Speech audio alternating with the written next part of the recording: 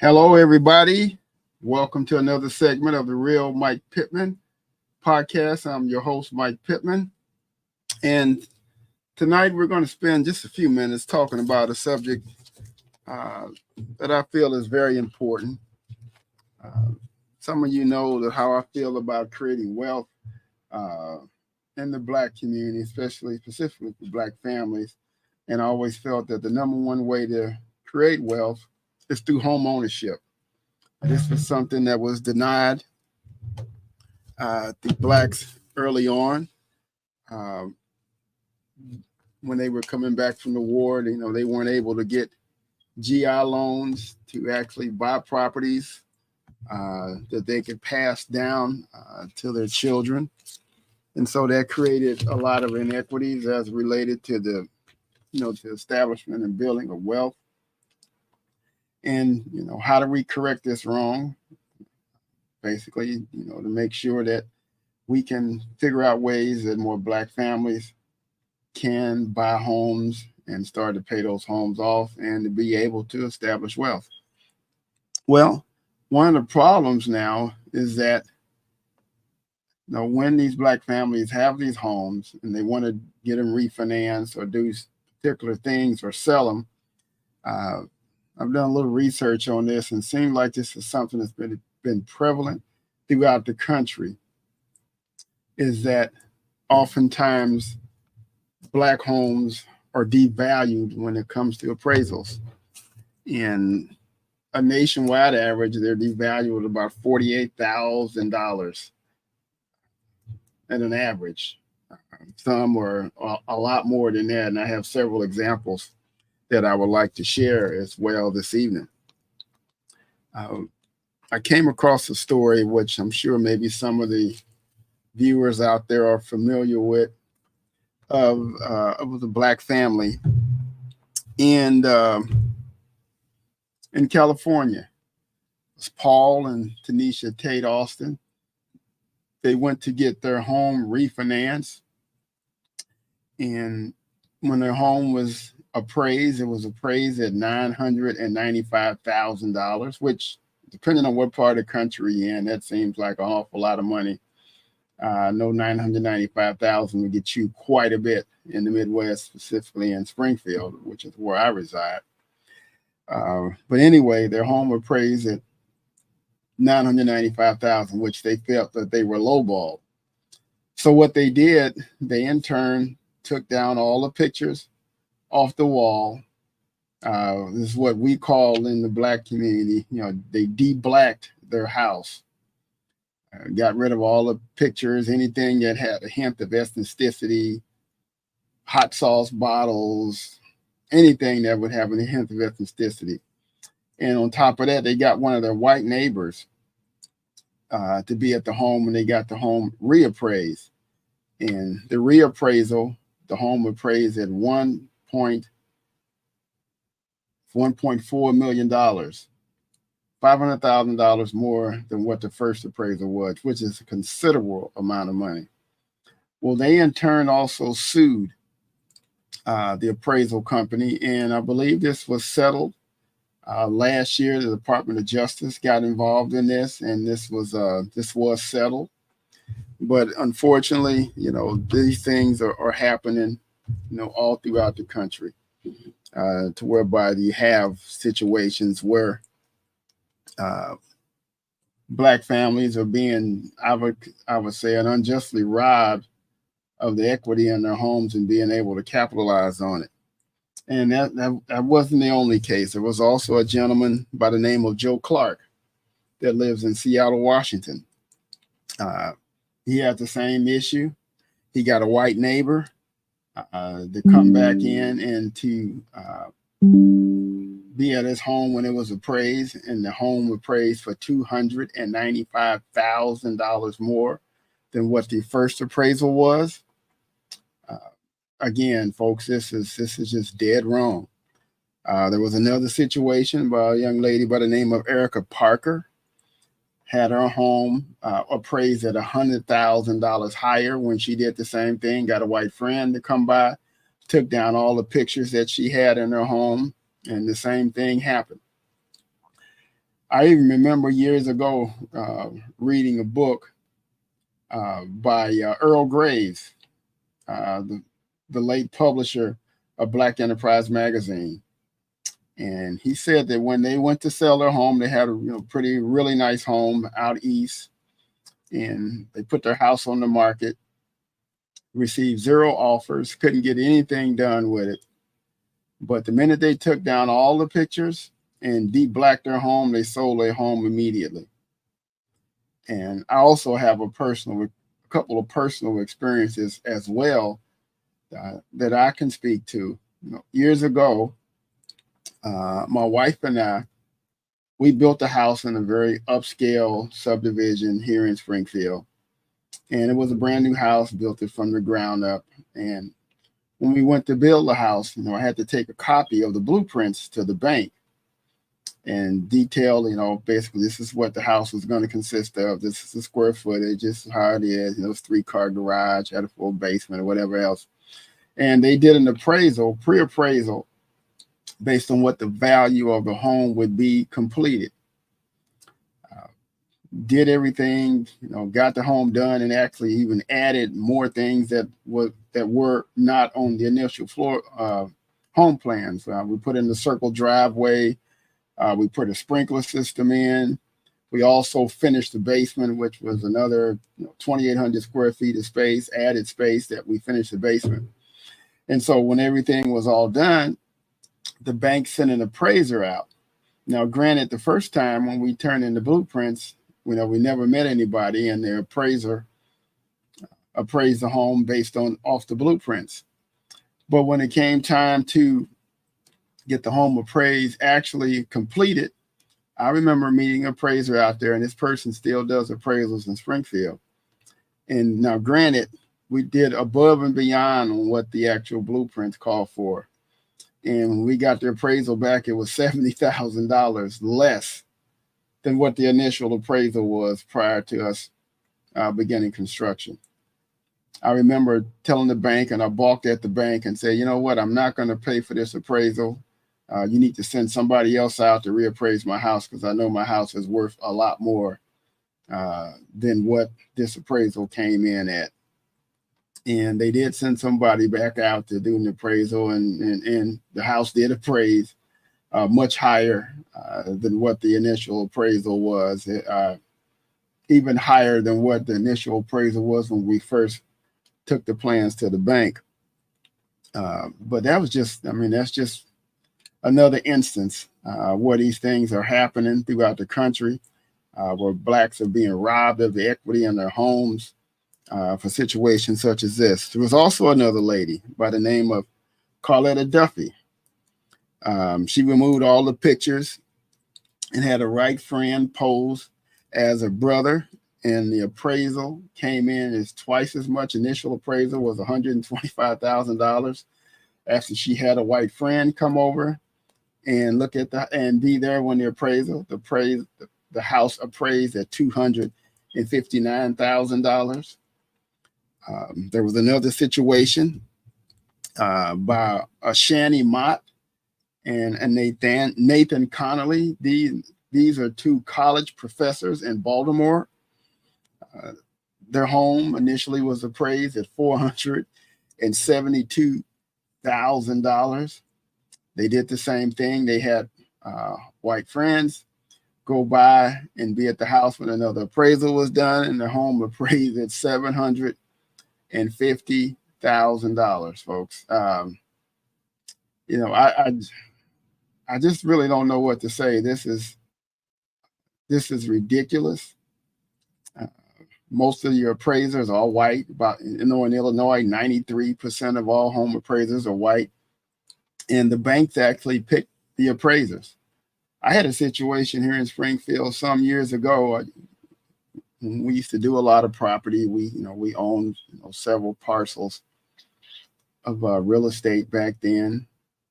And I remember one of the appraisers that I used to use, I won't say his name, but he specifically told me that there were some banks in town that he would refuse to do appraisals for because the basically told him this is what the number needs to be. It can't be any more than this because we don't want to lend any more than that on the house. And he pretty much told me that he would never do business with those banks because he felt that it wasn't right.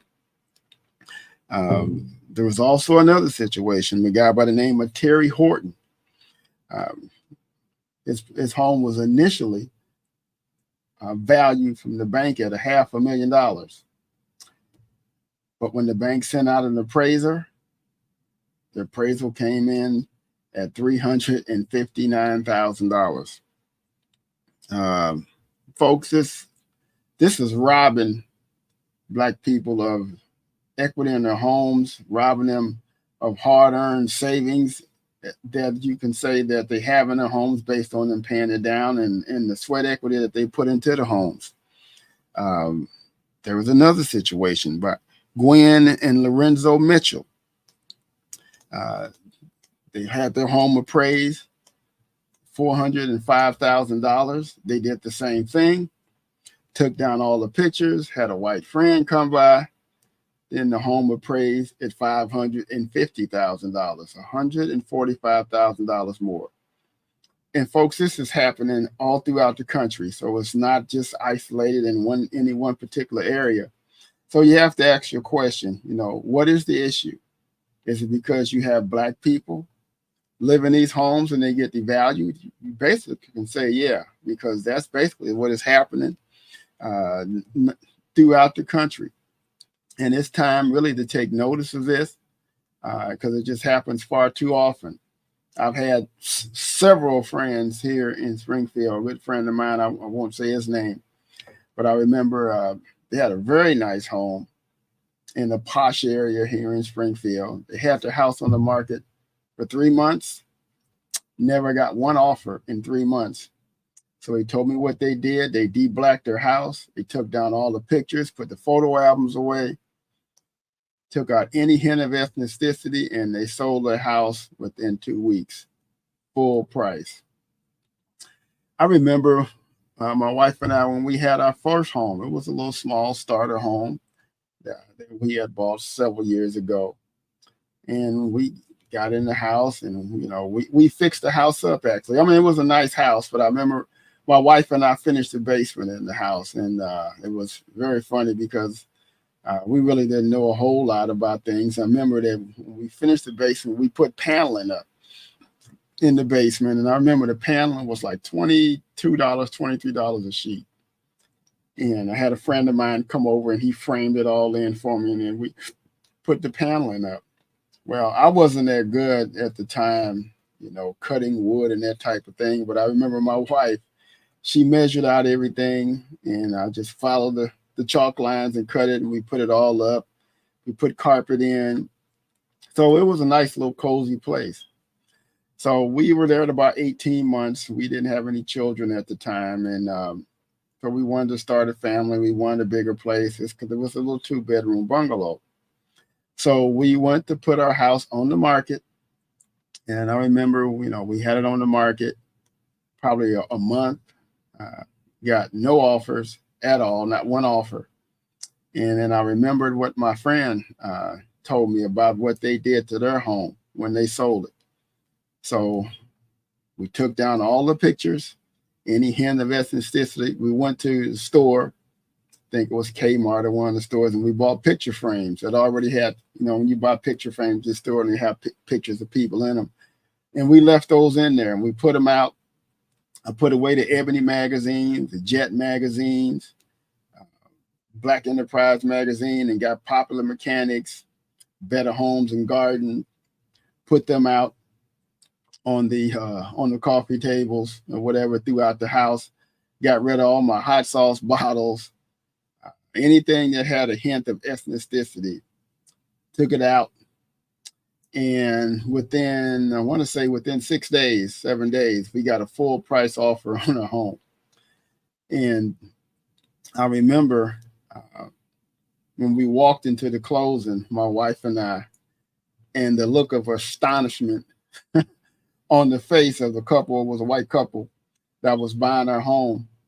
And the look of astonishment that they had on their face was needless to say, they were surprised. But at this point, we were already at the closing, and they just looked very surprised. And they were nice, but I just noticed how surprised they looked when they saw us. I remember another situation in Springfield where I bought a piece of rental property, and this was an older gentleman that was selling the property. And I remember being at the closing. Actually, the closing was for some reason, it was at the courthouse, and I can't remember why. There was a guardian involved or whatever, but I remember signing the papers to purchase this particular piece of property, and it was an older white gentleman. And when I walked in the room, his eyes got about this big. He looked at me, then he looked at his sister, and he said, and I quote, "I didn't know I was selling my house to a black." And I remember the sister basically in lockstep, basically just kind of patted him on the back and said, "That's fine, but he's going to rent it to some real nice white people." I remember this. His house was on William Street in Springfield, Illinois, which is a really nice street. Was about a block away from the mouth of Washington Park. Those that are in Springfield know exactly where that's at. So, but I guess I'm trying to bring awareness to this, because as we move forward, here we are in 2024, and blacks are still grappling or still figuring out ways to gain wealth, to have things to pass on to the children. And we have situations such as this happen. And it's become very prevalent throughout the country. This is just the tip of the iceberg of these particular cases that I referenced, because when I did research, I found a whole lot of them.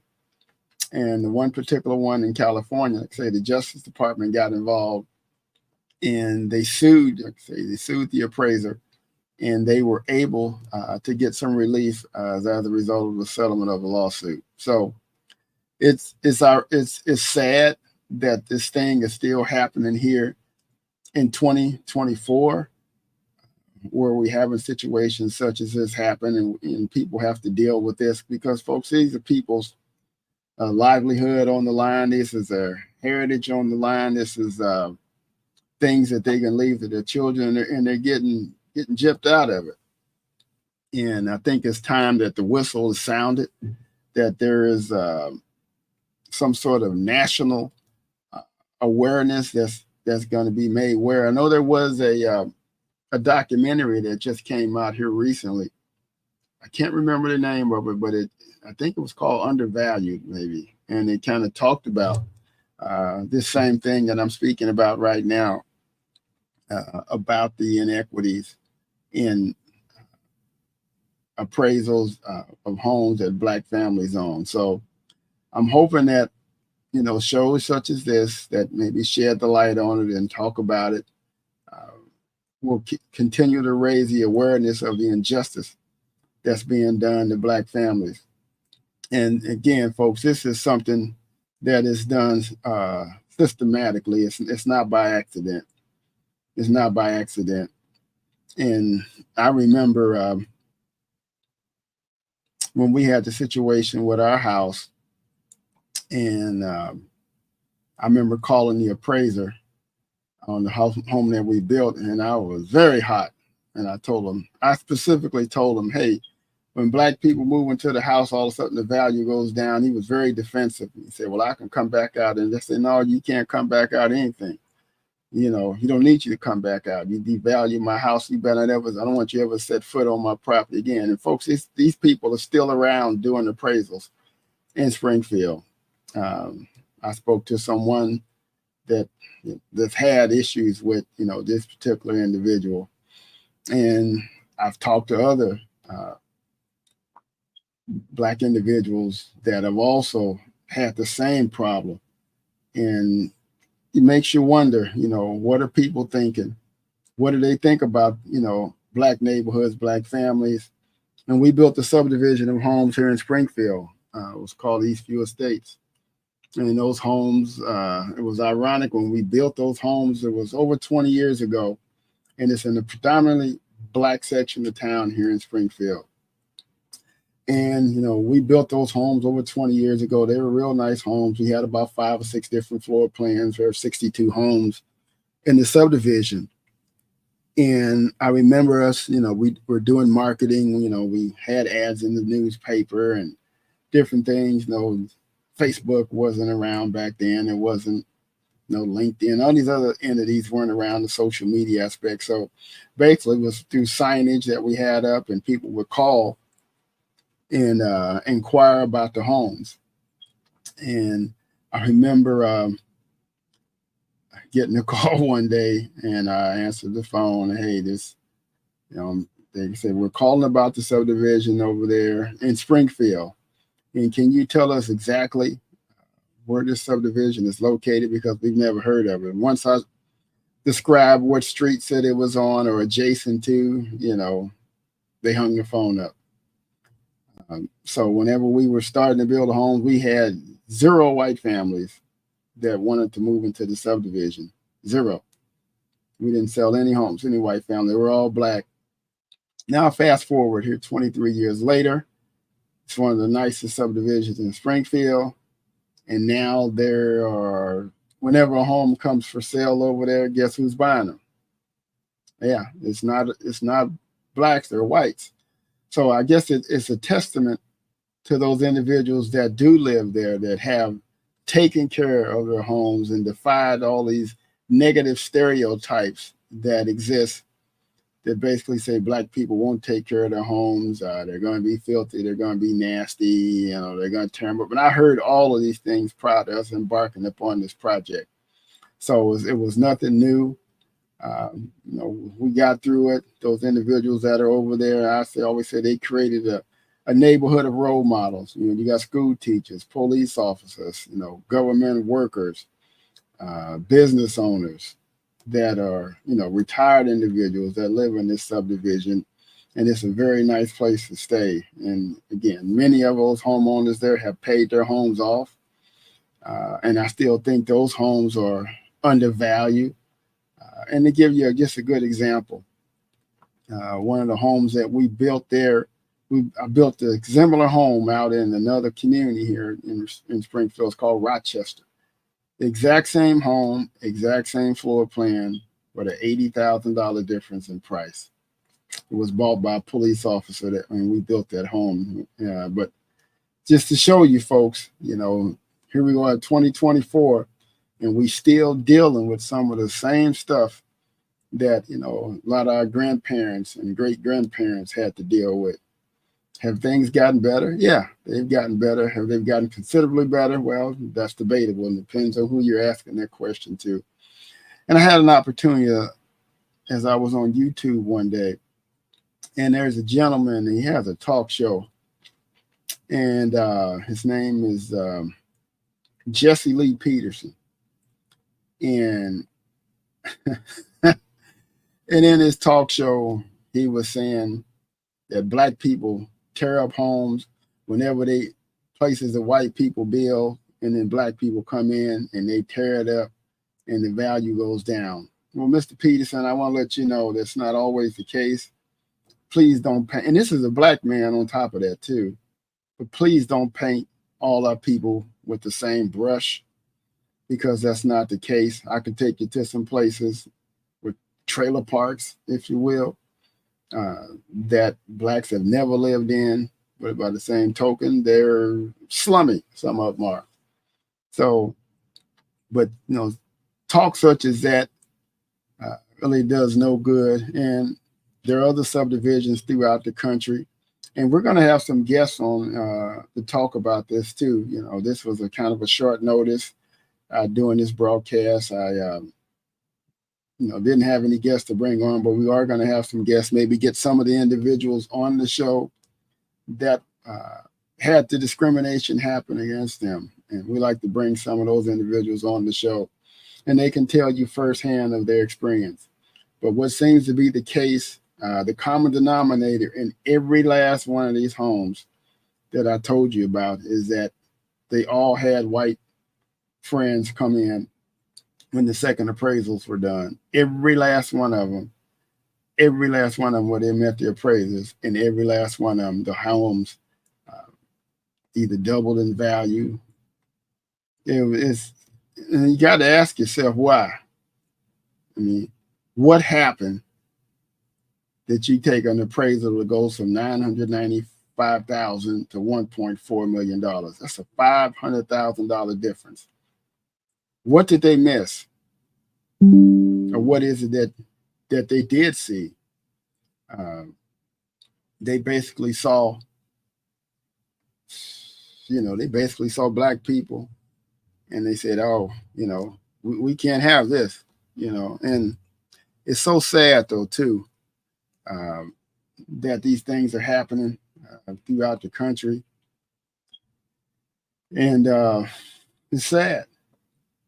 It's sad, and you got to ask yourself, okay, if we had more black appraisers, would this happen? Well, just because you're black and appraiser doesn't necessarily mean that the bank will use you as well. I'm sure they'll have certain people that they'll use to send out to do these appraisals when they want to keep the value down. And I can't say that maybe that's the norm for all banks, but I do know for a fact that there are some that do that, unfortunately. And I remember there was one guy here in Springfield, was a black appraiser years ago. He was a pastor. He pastored a church here in Springfield. It was called Pleasant Grove Baptist Church. His name was T.D. Robinson. He went out and got an appraisal license, but yet he couldn't get any business because none of the banks would use him to do any appraisals. And he since has left Springfield. I believe last I heard, maybe he might have been in Indianapolis or someplace else, but he did leave Springfield. And it's been, several years ago. But happenings such as this are, I don't know what to say. It's just mind-boggling, and it's sad too that we're still dealing with this particular type thing here in 2024. So hopefully, I've raised some awareness with this short broadcast. I'm not going to be on long, but I do plan on revisiting this in subsequent broadcasts and bring on some individuals, one, that have had experience it, two, some individuals that can speak to, what do we do to combat it? How do we change it? What has to happen? Does it need to be legislation? Does it need to be penalties? Does it need to use the word quota? But there seems to be some sort of thing that needs to be done that will ensure that there's equity and fairness when it comes to appraisals being done on homes that blacks own. I spoke to a gentleman down in Atlanta, Georgia, who's doing the subdivision of micro homes. And I believe it's like 40 homes. And, the average price of a home in Atlanta is $450,000. And he's doing these small micro homes. And folks, he sold them all.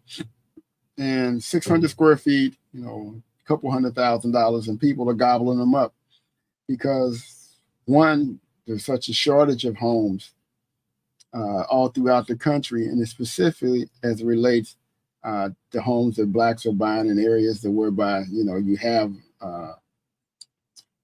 some sort of black economy, if you will. Atlanta is a different animal, as it's considered to be the black Mecca of the United States. So, so when I see things like that, it's encouraging to know that there is some hope. And once again, folks, let me say this, and I want to be clear on this. A lot of times when you hear me on here and I'm black this, black this, black this, it's not that I'm anti anything, but I recognize the struggles that we have as a people in terms of we're last on everything, health, wealth, you name it, we're last on it. So what do? How do we come together? How do we pool resources? How do we figure out a way to dig ourselves out of this hole and make it better because I guess there's the old saying that a rising tide lifts all boats. So when Black people doing better, the whole country can do better as well. So there need to be any policies put in place. There are some people that are always saying that Blacks are getting handouts and they're mad and they're jealous of it. Well, I just got to go back and look at the inequities that have been done in terms of how Blacks weren't able to benefit from a whole lot of particular programs and the Head Start that others have gotten. And I can't blame the ones that are here that have been the recipients of it. They didn't do anything wrong, but at the same time, they are recipients of the sins of their fathers, I guess you can say, that they're able to have wealth, pay for college for their kids. And we're still trying to get to the starting gate. So having said that, I really don't have a whole lot else to say on this topic. This was a short notice. I put this out there, and I just wanted to start some dialogue about it, to be able to talk about it, get individuals to thinking about it. If you're watching this or you're watching the reruns of it and you've had this similar situation and you want to come on and talk about it because I talk about your experience, let me know. Shoot me a message, and I'll bring you on the show. I'd like to get 3 or 4 couples or individuals on here. Could all talk about their experience. What did it do for them mentally? How did it make them feel? How did they overcome it? And the fact that, in each situation, they had to de-black their house. When I told the story about Earl Graves, I believe he had a very nice home. I don't know if it was in New Jersey or New York. I can't remember exactly, but it was out east, and it was a nice home, and he couldn't sell it until he de-blacked the house. So we live in some strange times with strange people. But having said that, I am going to go ahead and sign off.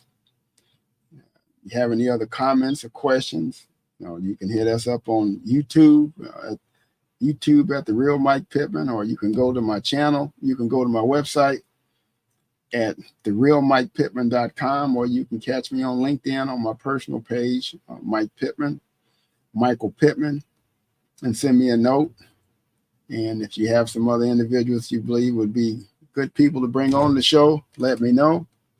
But having said that, I'm going to go ahead and we're going to end this live stream. And I thank you all who listened tonight. Thank you all who will watch the rerun of this show and give me some more ideas. So I want to say goodbye to everybody, and we'll see you later.